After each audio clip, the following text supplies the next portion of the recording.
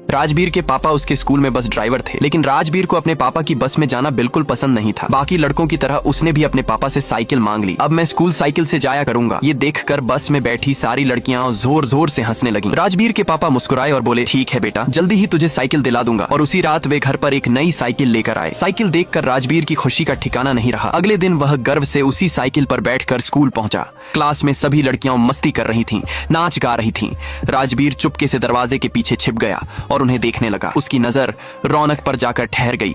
रौनक मुस्कुरा रही थी। रौनक ने उसे देखा और बोली, अरे राजबीर, तुम यहाँ क्या कर रहे हो? राजबीर घबरा गया और वहाँ से जल्दी से भाग। अब अगले सीन में राजबीर के पापा उसे डॉक्टर के पास ले जाते हैं। डॉक्टर कहते हैं, ये बिल्कुल ठीक है, लेकिन हाँ, इस उम्र में ऐसा होता है और शायद किसी लड़की का चक्कर है। ये सुनकर राजबीर के पापा को शक होता है कि शायद वो लड़की बस वाली ही है। यहाँ रौनक राजबीर के पापा की बस से स्कूल आया करती थी, इसीलिए राजबीर अपनी साइकिल का टायर पंचर कर देता है ताकि वो अपने पापा की बस में जा सके। बस में रौनक के आने के बाद राजबीर उसके पास बैठ जाता है और उससे बातें करने लगता है। थोड़ी देर बाद सभी वहाँ आती है और कहती है, उठो, ये मेरी जगह है। राजबीर गुस्से में कहता है, ये मेरे पापा की बस है। इस पर सभी राजबीर के पापा से कहती हैं कि वो कल से अपनी बस बदल लेगी। राजबीर के पापा उसे कहते हैं, उठ जा वहाँ से। घर आने के बाद राजबीर के पापा उसकी साइकिल का पंचर ठीक कर देते हैं, लेकिन थोड़ी देर बाद राजबीर फिर से अपनी साइकिल का टायर पंचर कर देता है। स्कूल में राजबीर रौनक से पूछता है, क्या तुम मेरे साथ मूवी देखने चलोगी? रौनक हंसकर कहती है, अगर हम पकड़े गए तो? राजबीर मुस्कुराते हुए कहता है, हम नहीं पकड़े जाएंगे, मेरे पास एक प्लान है। रौनक थोड़ा मुस्कुराती है और कहती है, ठीक है, एग्जाम खत्म होने के बाद चलते हैं। अब क्लास में राजबीर बैठा मूवी देखने के लिए पैसों का हिसाब लगाने लगता है। रौनक कहती है, पैसों की चिंता मत करो, मैं अपना हिस्सा दे दूंगी। अगले दिन वो सच में अपना हिस्सा उसे दे देती है। फिर अगले दिन रौनक बस का इंतजार कर रही होती है, लेकिन जैसे ही बस आती है वो देखती है ये तो राजबीर के पापा की बस नहीं है और राजबीर उस बस में भी नहीं है। इसके बाद राजबीर पूरे हफ्ते स्कूल नहीं आता। परेशान रौनक राजबीर के घर जाती है उसे ढूंढने, लेकिन वहाँ तो बड़ा ताला। अब फिल्म दोबारा वर्तमान में आती है और दिखाया जाता है कि राजबीर अपने घर में अकेला रहता है। वो आज भी रोज अपनी साइकिल पंचर करता है। उधर दूसरी तरफ रौनक अपनी दोस्त की शादी अटेंड करके घर लौटती है। घर आकर वो देखती है कि जिस बगीचे को उसने बनाया था वो पूरा सूख गया है। ये देखकर उसे बहुत गुस्सा आता है और वो ससुराल वालों से कहती है, नए फूल लगवाओ अभी के अभी। अगले दिन फूल वाला आता है फूल लगाने के लिए और वो कोई और नहीं बल्कि राजबीर होता है। राजबीर जो अब नर्सरी में काम करता है। रौनक उसे देखकर बहुत इमोशनल हो जाती है। उसका परिवार समझता है कि वो पौधों को देखकर रो रही है क्योंकि उसे शुरू से ही पेड़ पौधे बहुत पसंद थे। राजबीर शांति से घर में बहुत सारे पेड़ लगाता है और वहाँ से चला जाता है। अब रौनक का परिवार उसे एयरपोर्ट छोड़ने जाता है, लेकिन रौनक अपनी फ्रेंड को कॉल करती है और कहती है, राजबीर के घर चलो। जब रौनक राजबीर के घर पहुंचती है तो राजबीर पूछता है, कैसी हो? फिर वो उसके लिए कॉफी बनाने जाता है। अब रौनक को उसकी दोस्त सभी का फोन आता है और वो उसे लेने वहाँ पहुंचती है। फिर रौनक सभी के साथ चली जाती है। वो गाड़ी में बैठते ही अपने पति को कॉल करती है और कहती है, मैंने राजबीर को ढूंढ लिया है, प्लीज तुम इंडिया आ जाओ। वो धीमी आवाज में कहती है। यहाँ रौनक अपने पति से मिलती है और कहती है, मैं राजबीर से मिली हूँ, वो अब भी वहीं खड़ा है जहाँ मैंने उसे सालों